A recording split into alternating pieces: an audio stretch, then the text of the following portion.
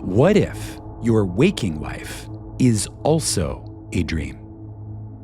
And what if lucid dreaming held the key to mastering waking life?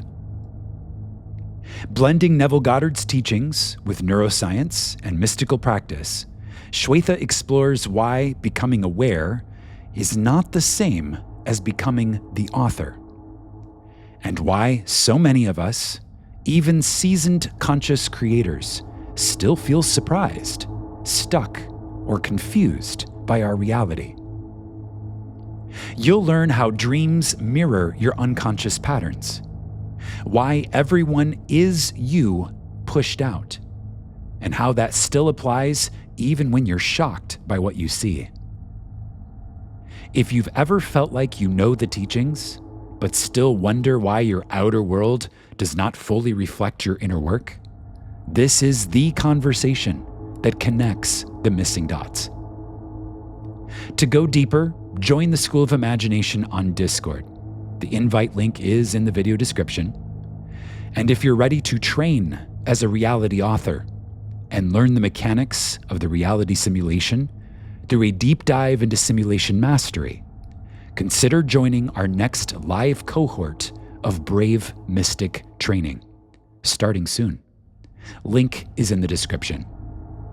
Let's begin this journey into the logic of dreams, the mystery of states, and the power of remembering who is really writing the script.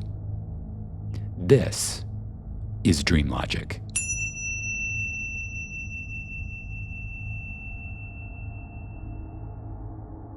Yes, everyone, it is indeed the season finale of DreamLogic Radio, our season 1. It's been a really interesting personal journey for me, and I've really loved sharing it with you all as well. In the past 11 episodes, I noticed that people would take some time to step away from some of the things that I would be sharing in the radio hour, maybe think about it, apply it in different ways that work for them, and then come back to me and let me know what they've learned. So there's been so many fascinating illuminations. It's also just seemed to encourage people around me, people in my life, to remember your nightly dreams. And I've noticed that every person I know who remembers their dreams and tracks their dreams has this feeling of wonderment and a better connection to what's going on within them, even if they're not like literate in dream interpretation. I don't think it takes that. I just think that becoming aware of the contents of your consciousness, regardless of the state of awareness you're in, that tells you so much about the states that you're occupying, who you claim yourself to be, the stories that are within you, and just gives you clues about the self. It's kind of strange to be here at the end of something like this, because it has fundamentally changed and upgraded how I see this world around me, and made more sense of Neville's teaching that this world is a waking dream.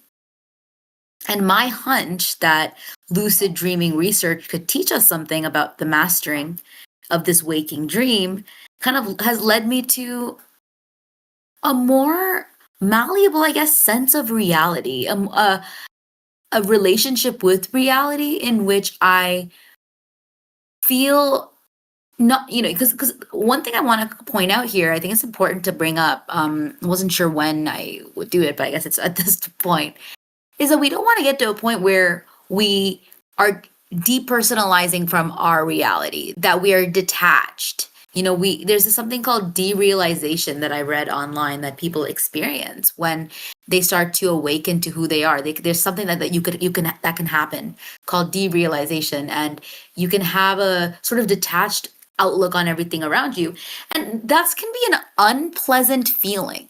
It seems to be temporary in the journey, but it can be an unpleasant feeling, and we don't want to accidentally trigger that kind of experience where you're feeling depersonalized from this reality around you. And I actually believe that Neville's teaching, this fundamental teaching of I am and how the world is you pushed out, can safeguard you from those uncomfortable experiences, because you at least know that everything is me pushed out, and that can lessen the odd feelings that you sometimes get. But what I will say is since I started experimenting with lucid dreaming techniques and applied it to this waking dream, life has seemed more malleable in a healthy way, not in a way where I'm afraid, but in a healthy way where I noticed that I'm much more likely to use my imaginal techniques now because I don't believe it's final. No matter how scary things are, I'm willing to meet myself where I'm at and process the feeling because I know that this is the outputs that I'm experiencing, the projection that I'm experiencing is malleable. It's like a felt sense, which has been really cool. And what I've started to discover and what we've been discovering together has gone deeper than what I expected. And so today I want to do 4 things I promised you I would do last week, and I'm hoping to kind of accomplish today. First, I'll synthesize sort of the main insights from this entire journey, the through line that connects everything that we've explored. Second thing I want to do is give you some consolidated practice guide, which is almost finished. I want to tell you a little bit about that and how I'm going to give you a practice guide of the actual techniques, the roadmap, like what do I do now roadmap that you can start using today if you're interested. I want to share a little bit more about what's actually shifted in my own life from doing this work. And fourth, I'll leave you with the questions that remain because this is season 1. We could open up this Pandora's box again next season. And because there are tabs that we opened but didn't fully explore, and territory that we started to map out and cross over that we didn't fully get into.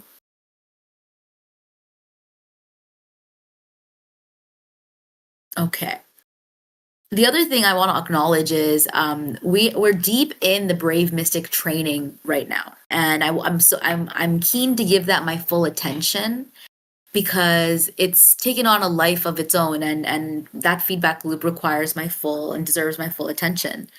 And what I'm bringing to that space is integrating everything that I have been able to learn from my exploration here. And so think of, yes, this is the last episode, but it's not a goodbye. It's not an ending. It's not like a period at the end of the sentence. It's a comma, it's a pause, and we're going to let things simmer. So let me start by taking you back through the arc of this exploration. Because when I started to map it out, the pattern that emerged surprised me. We started with a simple premise.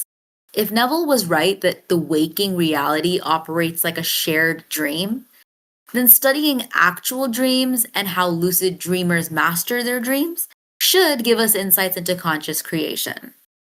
I introduced Stephen LaBerge's groundbreaking research at Stanford that proved that lucid dreaming is actually real. Because there's still a lot of skepticism if this phenomenon is even real. Can you awaken in a dream and redirect and control it?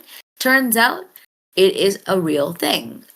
There's various techniques, which like the wild technique and the mild technique, which are essentially setting intentions and doing imaginal rehearsals before sleep.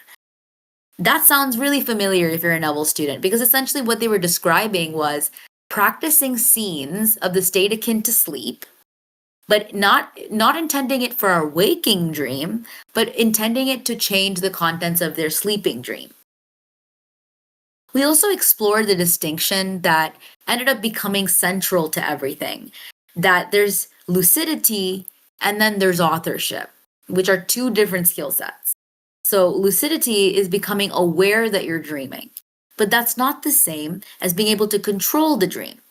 Lucidity, the remembering, is the first step. That's how you become lucid. When you're successfully lucid dreaming, when you become aware, hey, this is a dream. But authoring and controlling that's a separate skill set. That requires state endurance, your ability to sustain your state in the changing circumstances around you. So becoming aware you're dreaming is not the same as being able to control the dream. They are 2 completely different skill sets. And I saw that maps exactly onto waking life and this waking reality and the waking dream. Knowing intellectually that you're the author doesn't automatically give you state endurance. It doesn't automatically give you nervous system sovereignty or the ability to persist through contrary evidence and debug. Knowing intellectually you're the author is maybe the first step. Buying that premise is the first step. Then you practice remembering that this is a dream. And then through that, sustaining that practice of remembering, the state of remembering, so which is lucidity, then we can take on the pen of authorship. We also talked about mechanics, like the reality testing mechanics that lucid dreamers do and practice. So, how do lucid dreamers actually maintain their awareness that they're dreaming in their dreams? Oops, sorry. They do reality checks. They look at their hands, they read text twice, they check clocks. And that's because in sleeping dreams, reality is slippery. Neville called sleeping dreams the maddest solo dream. It's like uncontrolled fourth dimensional thinking. He called that uncontrolled fourth dimensional thinking because it's the reality being slippery. Time doesn't make sense. You're reading something and the text is changing before your very eyes. And lucid dreamers actually practice checking reality during waking hours so that it becomes an automatic habit, and that habit carries over to sleep. The waking equivalent of that is developing automatic authenticity checks for your transformation claims. And we talked about this. This is something that really made a huge impact to me, where in the same way lucid dreamers would reality check, am I dreaming? Am I dreaming right now? Am I dreaming right now throughout their waking day? The waking equivalent was developing automatic authenticity checks for your transformation claims, like, am I actually doing anything differently? I say I'm claiming myself to be that I'm lucid. I'm claiming myself to be that I'm aware that I am God, that I'm creating my own reality. Am I actually doing anything differently? Are people responding to me differently? Am I feeling different about myself? What's actually shifting out there? So it's almost like a reality check that you do throughout the day that becomes habitual so that you can continue shifting back to your ideal. And the feedback is important because when you shift your state in this waking reality, Neville would call it that this reality of the waking reality is keyed low. It's a shared dream that's keyed low. So because we, our imaginal acts, and many of them are at low tension, they're at low tension, they can show up slow, maybe slower, across more time, across more of the time space. And so it can take a little time, but when you shift states, you do receive pretty immediate feedback. And even in the waking dream, you start to feel differently. Your reactions start to change. People soften their reactions towards you. So those are the reality checks I started doing and started making sense of and habitually practicing throughout my day. Am I actually noticing a difference? Am I actually noticing more peace in my life? Am I actually noticing something different in my day-to-day life? And making that habitual has helped in my waking lucidity.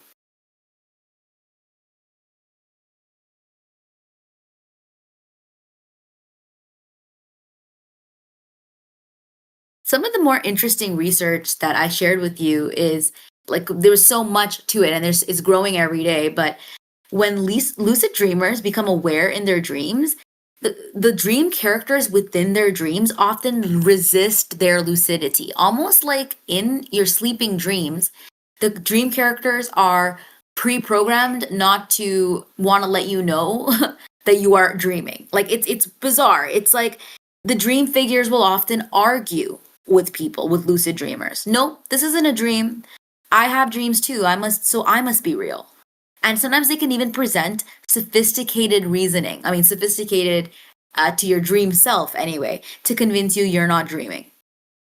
Even in your solo sleeping dream, your completely private consciousness, the projections fight back. They want the play to look real. They don't want to break the fourth wall. And if you think about that implication for this shared waking dream where we share it with dreaming in concert with others, if even in your private dream characters resist your awakening, then think about in the shared dream when we're dreaming in concert, of course people will challenge your new state. Of course they'll trigger your old self. Of course they'll present clever arguments against your transformation.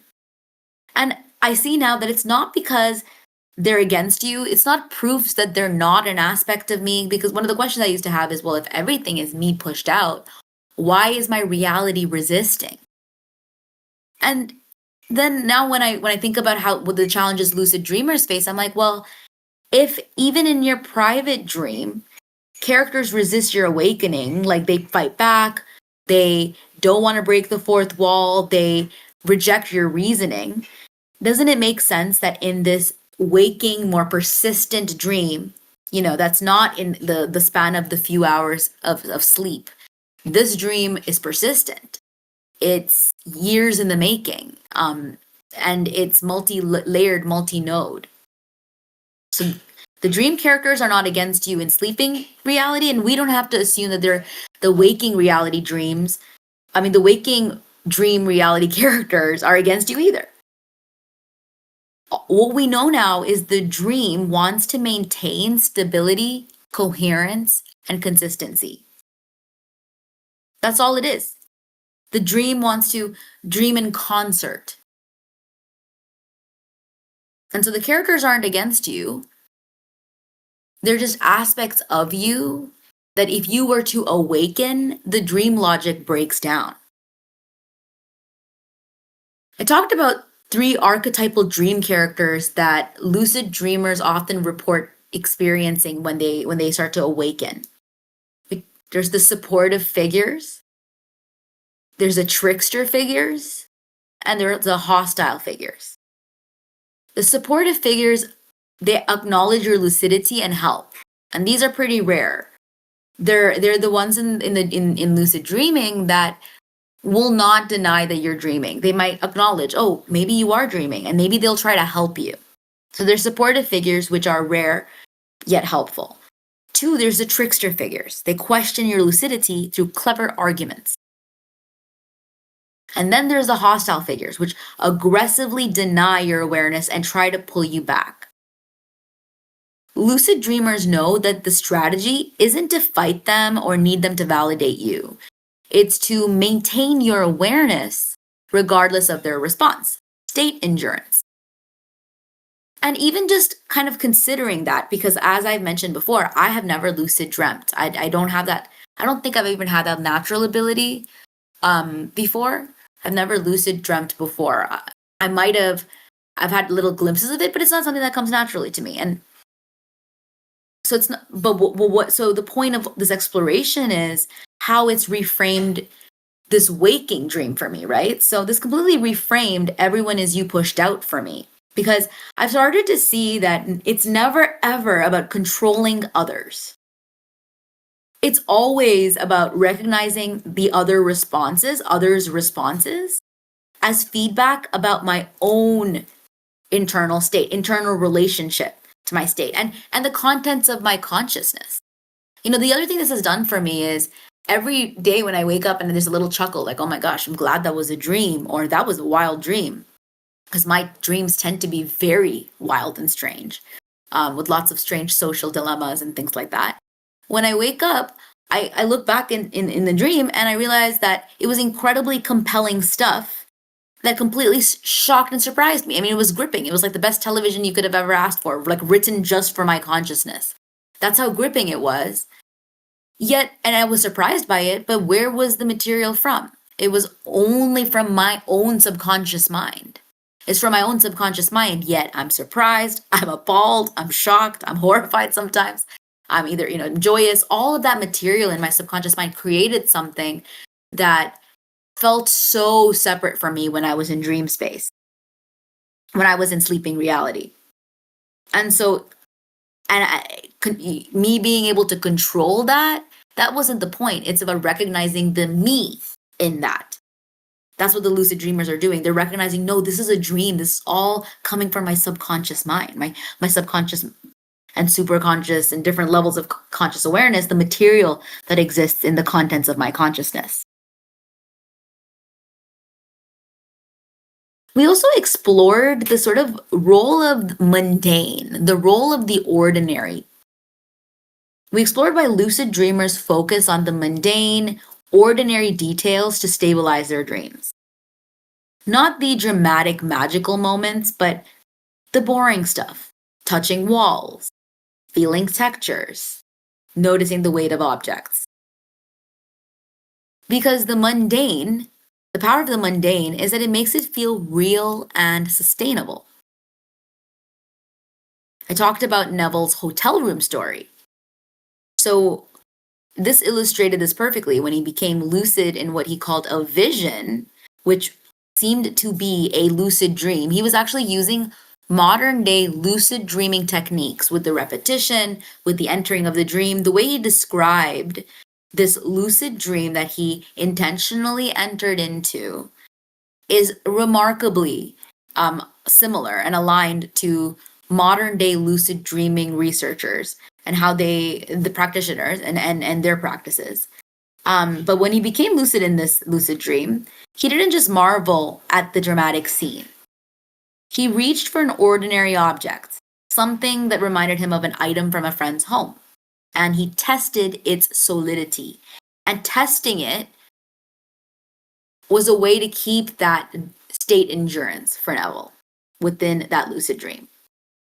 And so the lesson there for me is that in our imaginal acts, in our intentions, and in our visualizations, when we're creating our imaginal acts, we're not just rehearsing the victory speech. We're not just thinking of the highest points, or the wedding day.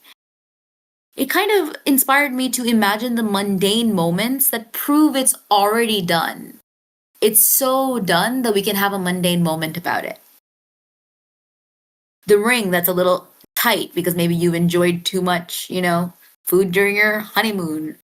The extra business card in your wallet, from a networking event that you're successfully attending.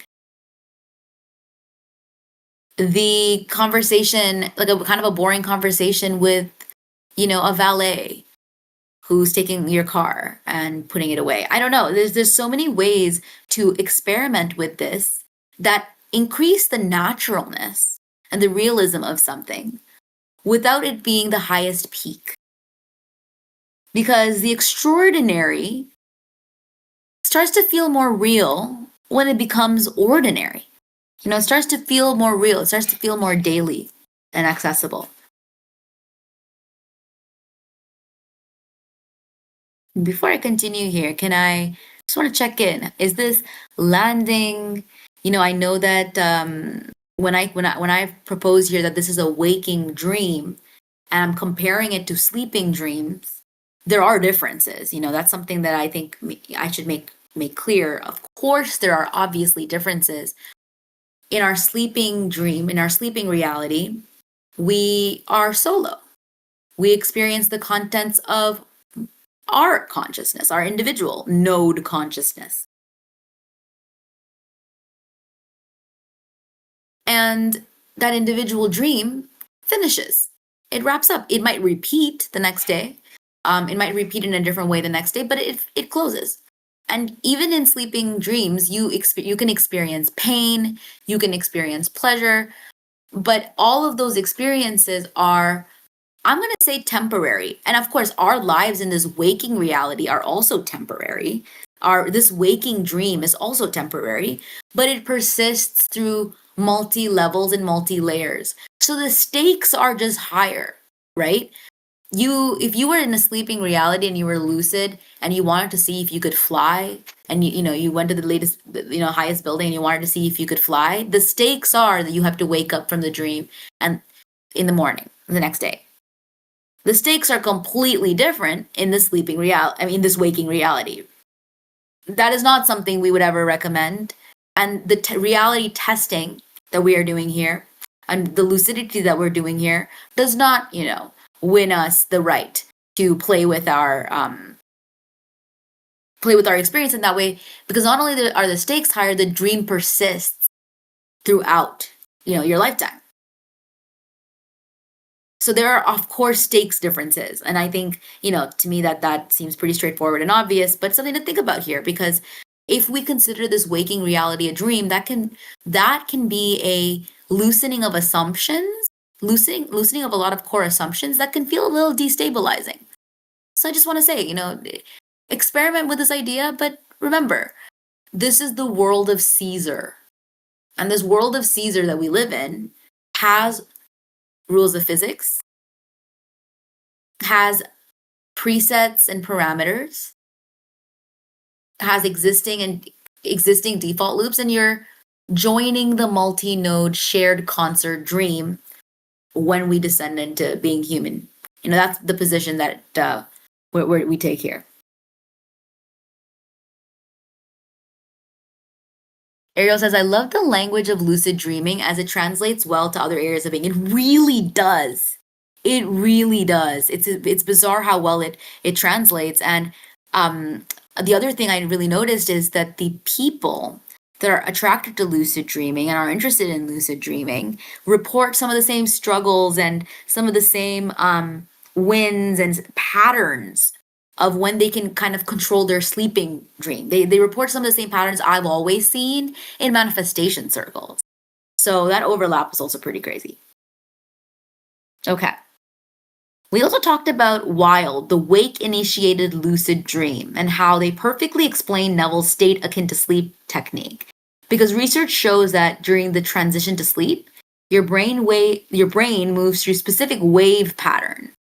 Beta, which is active thinking, to alpha, which is more relaxed awareness, to theta, which is deep creativity and memory consolidation, and then delta, which is deep sleep, with theta being the place, the state that we are dreaming in our sleeping realities. And in the theta stage, that's when something crucial happens and your brain becomes highly plastic, neuroplastic, and receptive to new patterns, while your critical analytical mind becomes less active. And this is where the memory consolidation happens. Your brain is literally reorganizing experiences and integrating them with long-term patterns. And that's in theta stage, and that again is when you are sleeping and dreaming. And state akin to sleep hijacks this natural process. When you practice imaginal acts during theta state, which is the state akin to sleep, you're programming what gets consolidated in memory. You're giving your brain a specific pattern to integrate instead of letting it randomly process throughout the day. Randomly processing it. So that state akin to sleep that Neville's talking about, it's while he knew this, and he mapped it out so perfectly. He said, your sleeping reality dreams are uncontrolled fourth dimensional thinking. Your imaginal acts during state akin to sleep are controlled fourth dimensional thinking. So he could see that those were the exact same states, but one that was purposeful and intentional, and that is the same state that you are when you are sleeping. It's wild how he was able to see and map that out so well, even without the language of theta, delta, alpha, even without the understanding of the brainwave states.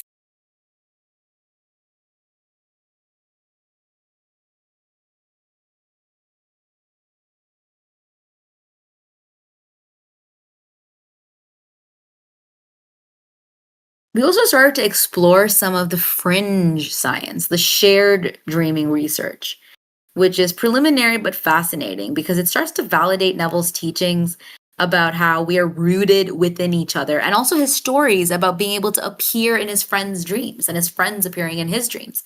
And he believed it, not only was it possible, he would test it out. He would test it out with family. He would test it out with people that have passed on.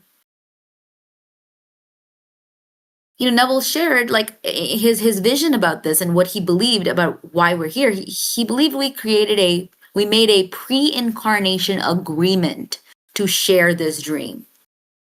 He said the Elohim agreed to fall into limitation together to experience this dream in concert, and then to awaken enriched. And just understanding this has started to foster a deeper level of compassion for me, that everyone that I encounter has agreed to be here with me, agreed to play their part in the shared dream. Because if we're dreaming in concert and we're all one, we made this agreement, we're here, they've agreed to play the part. And with the law of shifting states, recognizing that if I shift states and then practice state endurance, the dream has to reorganize. That's how they shift their part.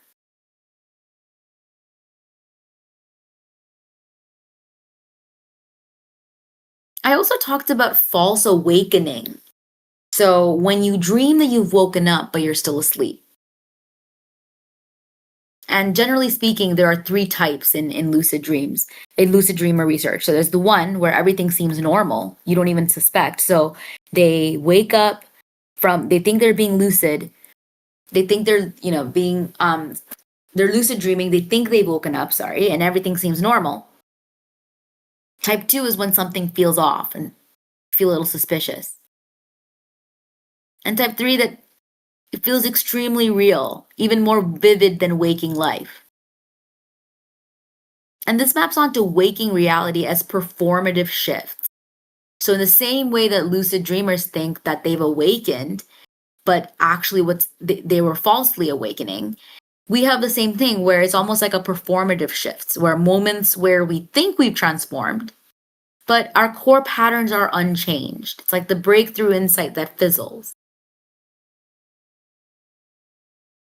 And lucid dreamers use false awakenings as training data, not failure, but feedback. And I want to do the same when we have our versions of false awakenings in this waking dream.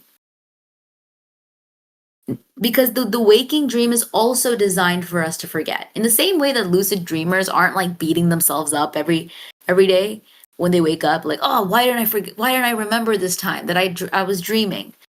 Why did I think I was awakened when I wasn't?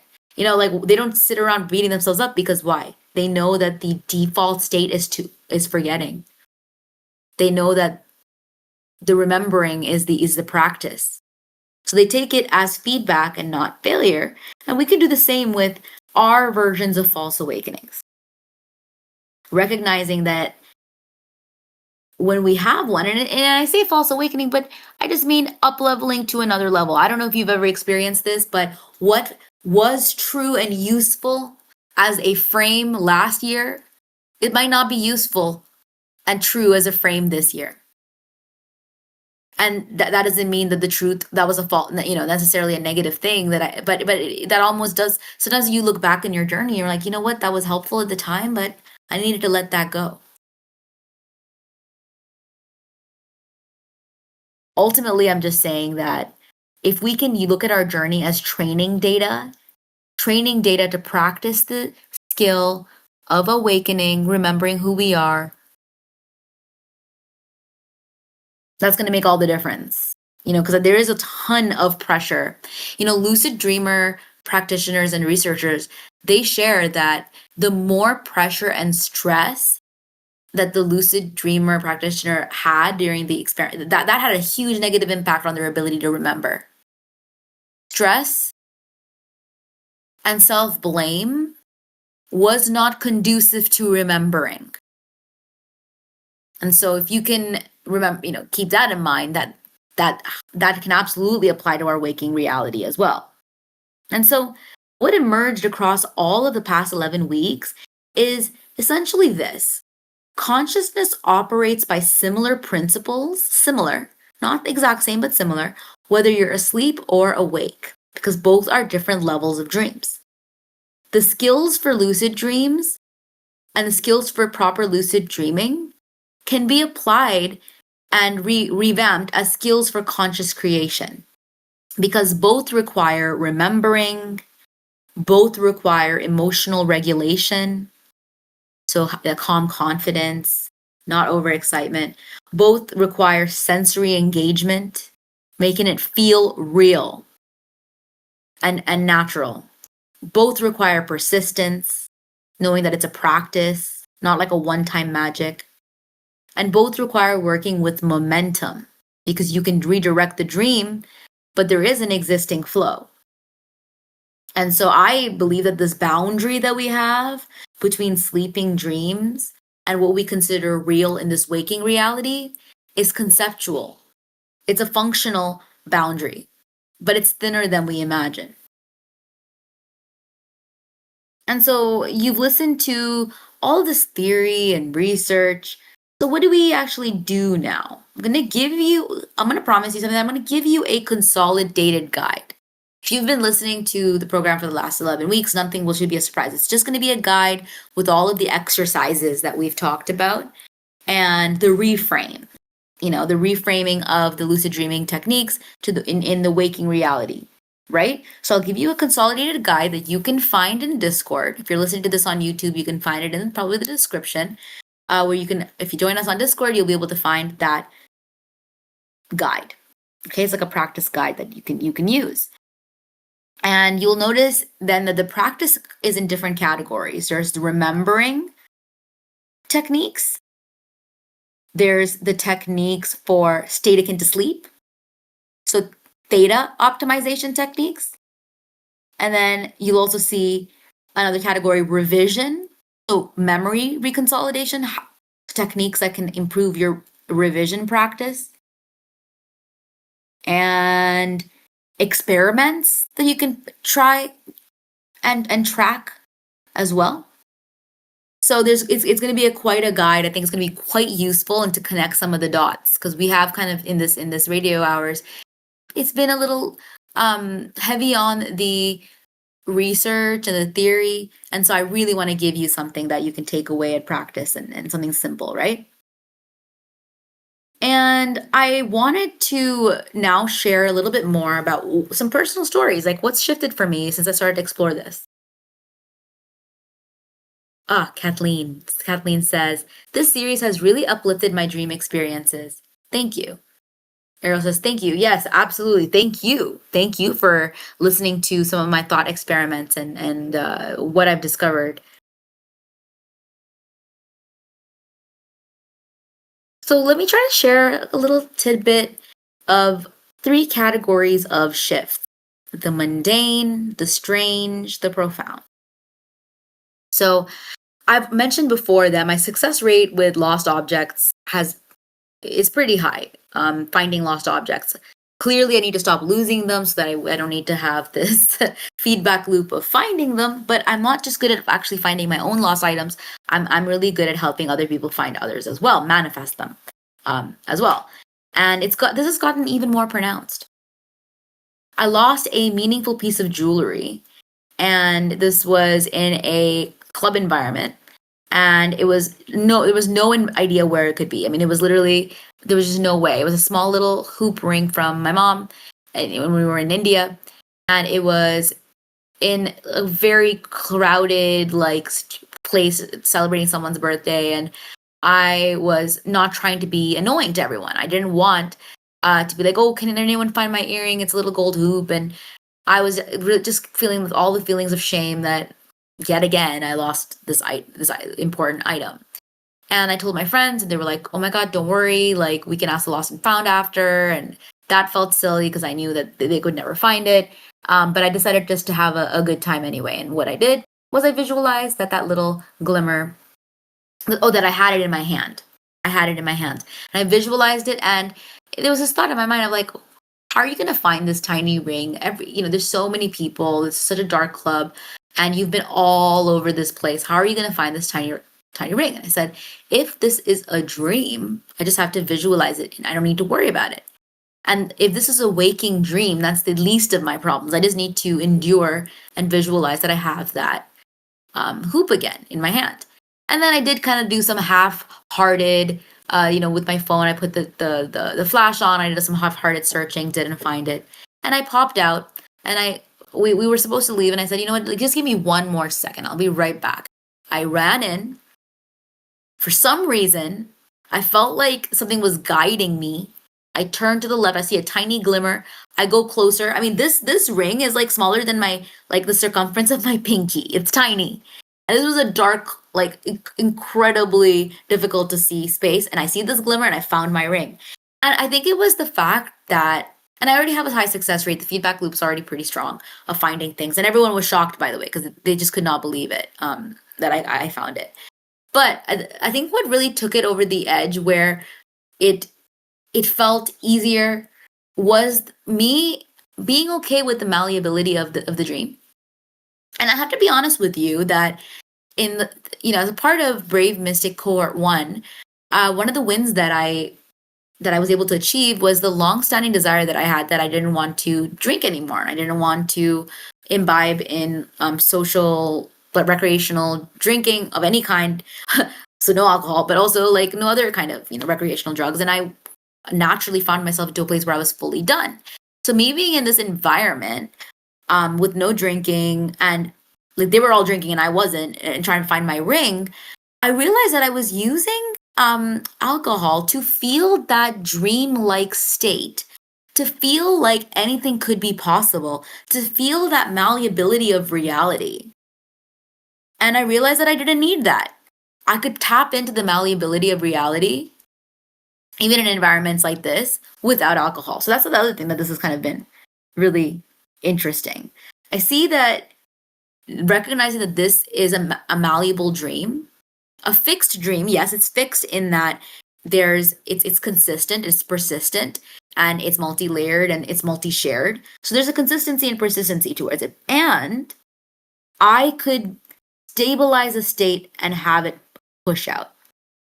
And so I think that this has boosted my ability to create more improbable realities more quickly, because there's this malleability aspect to it.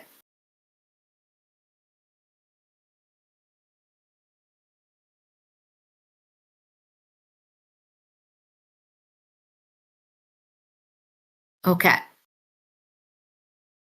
Now I have some strange occurrences I'd like to share too, since I started exploring this.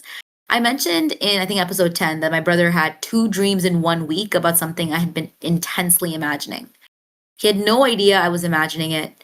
We hadn't discussed it, but he had 2 intense dreams about this. His dreams contained specific details that matched my imaginal scenes. And this happened with my mom years ago too, where she dreamed something I was secretly imagining with eerie accuracy. And so since I started this lucid dreaming research, I've become convinced that there's a shared dreaming mechanism we don't fully understand. The mutual dreaming research is preliminary and fringe, but the anecdotal evidence is compelling. So when you're imagining something intensely in theta state, I wonder now, are we creating ripples in the shared field that others pick up on in their own dreams? And, it also made me realize, not only do we forget our dreams when we wake up, which can be enormously frustrating. People get very frustrated. Oh, I had a really good dream, but I can't remember it now. You forget your dreams, that's true. But we also don't spend a lot of time in our culture like telling each other about our dreams, do we? I mean, it feels like a waste of time to our waking brothers and sisters. They're like, what's the point? I mean, that was a dream. It's all done now. What's the point? Like, let's just talk about the day. And so what I'm getting at here is perhaps we are rippling into each other's dreams a lot more than we think, and we just don't realize it. Like, wouldn't it be interesting if we all could then like remember and store our dreams, and then start to map out, like, how often are we dreaming of the same things? How often am I appearing in each of your dreams? It could be really neat to do. Although, of course, many of my dreams I would not want anyone to know about. The night dreams. I'm sure we all have dreams where we wake up like, wow, that I have a sick brain here. I didn't realize that was alive within my consciousness, which is why dream interpretation is also so interesting in the first place. The other strange thing I want to notice is that my dream recall has gone from kind of like 0, with some blips that I remembered that I desperately try to remember, to way more vivid and detailed. This has happened really, intensely lately. And it's not that I'm lucid dreaming or anything. It's not like I've had that aha, I'm dreaming moment with full awareness, but my dreams have become more. They have a more hyper real quality, more full sensory quality. And I wake up and I don't just remember the storyline, but I remember the full-fledged feelings I had throughout. And when I wake up now, sometimes there's a moment where I'm genuinely unsure, like what was more real? What reality was more real? Like the dream I just left or the waking world I'm entering? Has anyone ever had that where you aren't sure if you are if a memory you had was a dream or reality? Has that ever happened? And if you, can you think of an example? Like it might be hard to type out. It might be hard to type out, but that particular example, what about that dream, that sleeping dream, do we think made it hard to figure it out? It was so natural. It followed a storyline that already exists in waking reality. It felt so real. It's interesting to think about that because it entered your memory consolidation.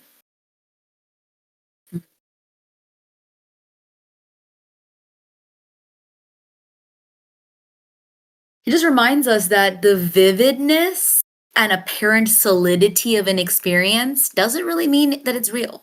Something being extremely vivid or feeling very solid, that could be a dream experience, a sleeping experience. And what we need to be very careful what we even define and clarify as real, because both can feel equally concrete. Sasha said the dream was natural, like a lost memory. Yes. Yeah. Incidentally, Neville would say, and I think this is a strong best practice, that we practice our revision so that right before sleep we do this every night, so that instead of the undesired reality entering into our memory consolidation, it's the edited reality. And so what ends up happening is if we can, like a kind of like a heuristic or like a rule of thumb, is if I can think of my imaginal act and it feels like a memory, my desire feels like a memory, then I know that it has sunk in.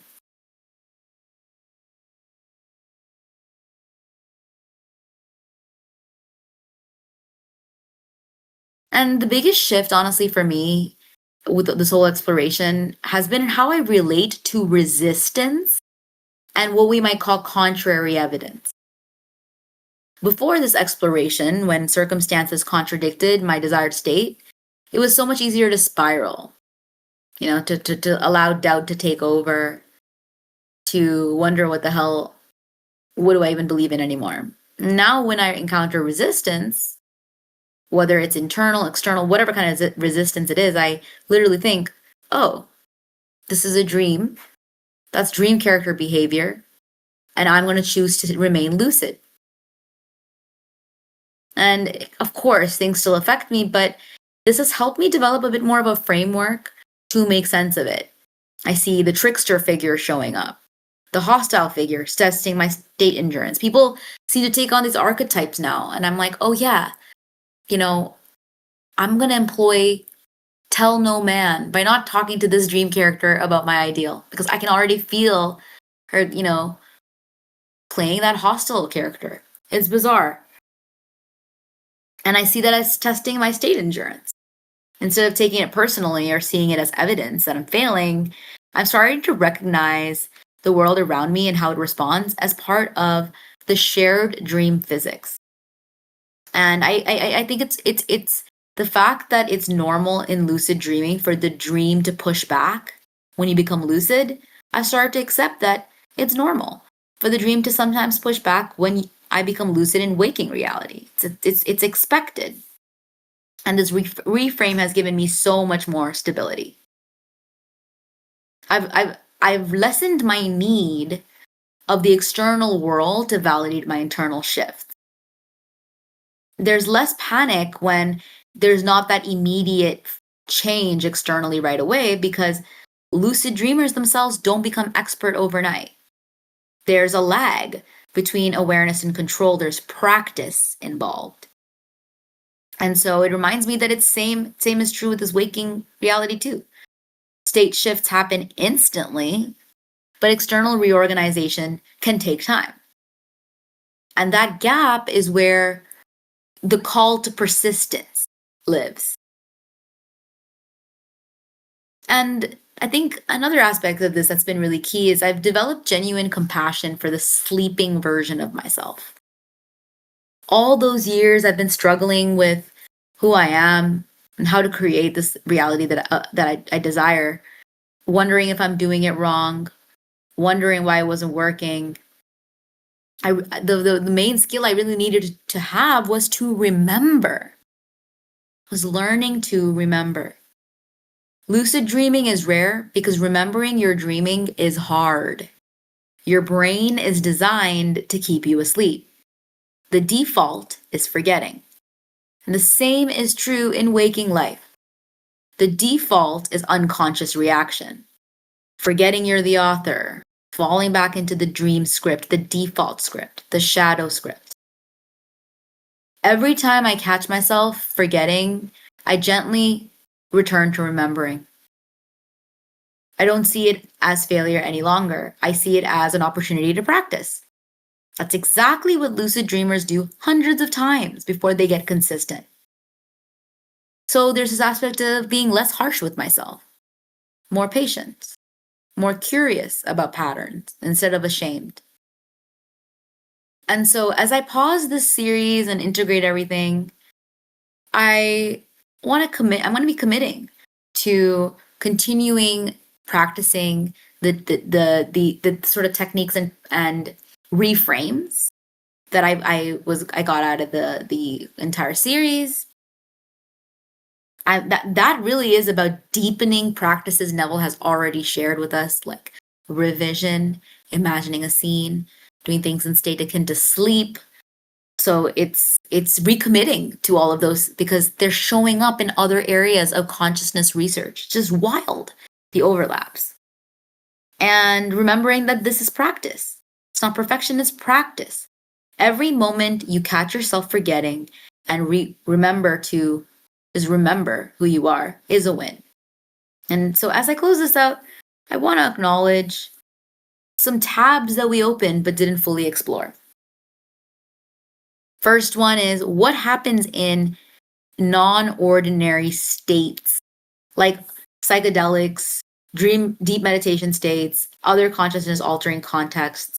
How does that relate to the function of dreaming and lucid dreaming? You know, I've started to realize that this idea of waking dream versus sleeping dream, those are just two types of dreams. What about dreams and visions induced by deep meditation states, psychedelics, or other things like that? You know, recent psychedelic research is revealing remarkable neurological patterns that look really similar to what happens in lucid dreams. And I mean, that's something that we've known for a while, that obviously psychedelics can generate dream-like experiences. But the fact that the patterns look similar to lucid dreams makes me think that, okay, maybe there's a way to experience psychedelics where you can experience them lucidly. You know, people go on trips and, you know, like psychedelic trips and mushroom trips, and they're either using them recreationally or to trip out. But if you could start to become aware within those spaces, what could you learn? What could you experiment with? And I think that Hugo brought this up in one of the episodes about what about the parts of consciousness that aren't verbal? Abstractions, experiential data, purely felt knowing. And like, how do people who are blind or deaf or missing another sense or have a different kind of sensory experience, how do they experience dreams and lucid dreams? What does that tell us about the nature of imagination and creation? And so I've started doing that research, found some fascinating material to explore. And so that a lot of this will have huge implication for conscious creation. I really do believe that. Like, so it'll share so much about the different levels of conscious awareness and imagination that we have. I also want to talk about the mechanics of shared dreaming more, mutual dreaming research. If consciousness is interconnected, and we believe it is, what are the mechanics of mutual dreaming research, and what does that say about us? And so there's so much to go here. And if we do a season 2, I want it to be driven by some of the curiosities I have, yes, but also by you and what you are desiring to understand, learn, experience, and question, and what you'd like to integrate. So here's my ask. I'm going to, at some point, I will send out the Discord guide with all of the consolidated techniques and takeaways for DreamLogic Season 1. And I'm also going to have a post where I want to ask you some questions about what matters to you, what you've discovered, what you want to explore, so that you can think of that almost like a little request box, related to DreamLogic or similar topics, what you'd like to better understand. I'd love to kind of co-collaborate with you to come up with some of these explorations. Because I think it's only a matter of time that people are going to put these puzzle pieces together. And a lot of people that put puzzle pieces like this together do not do it with the understanding of consciousness being primordial, first cause. They're doing that. They see the puzzle pieces, yes, but they're not putting them together with that level of ontological first cause understanding, like as Neville students do. So I think we have an edge there. I think we have a really fascinating perspective there. So I want to thank you all. 11 weeks ago, I started with a hunch.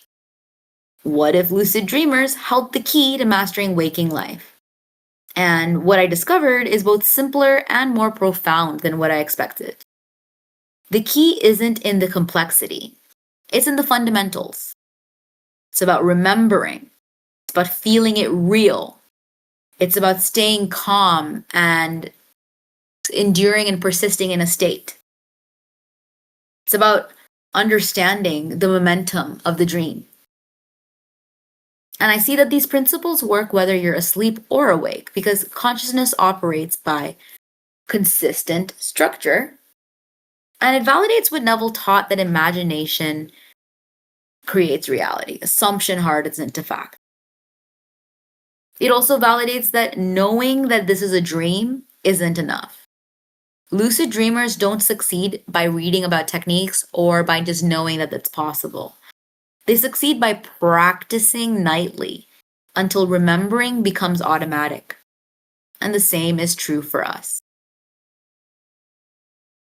Thank you so much, everyone. It's been really fun. I want to thank all of you for all of your time and energy of joining me every Friday. And as always, imagine wisely, continue dreaming, and I'll talk to you all soon.